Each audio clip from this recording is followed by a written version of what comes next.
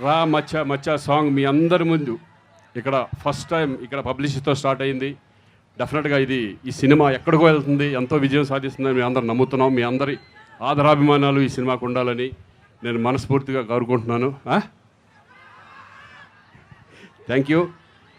డెఫినెట్గా ఇక చరణ్ అంటే నాకు ఒక కొడుకులు అంటడానికి వచ్చి, ఎందుకంటే మా అన్నయ్య చిరంజీవి గారు, ఆయనతో నేను రెండో సినిమా గోవింద్ అన్నవాడే ప్లస్ ఇది, అలాగే రాజుగారి బ్యానర్లో రెండో ఫిలిము, తమన్ గారి మ్యూజిక్లో చాలా సినిమాలు చేశాను నేను. అఖండ ఫిలిం మొన్నే పెద్ద బ్లాక్ బస్టర్ అయింది. అంతకుముందు నాకు ఇప్పుడు ఒక డ్రీమ్ ఉండేది, అంటే మా అందరికీ ఒకటి ఏంటంటే ఒక మంచి విశ్వనాథ్ గారి సినిమా చేయాలని, బాపు గారి సినిమా చేయాలని, అలాగే శంకర్ గారి సినిమా చేయాలని కూడా మాకు అందరికీ ఒక కళ ఉండేది.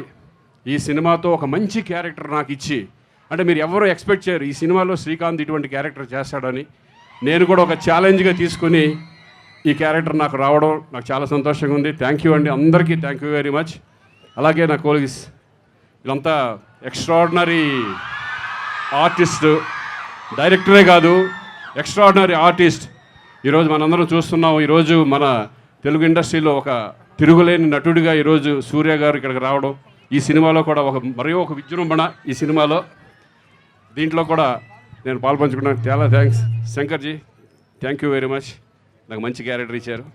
ఈ సినిమా డెఫినెట్గా ఒక పెద్ద విజయం సాధిస్తుందని నేను అనుకుంటున్నాను. Thank you very much.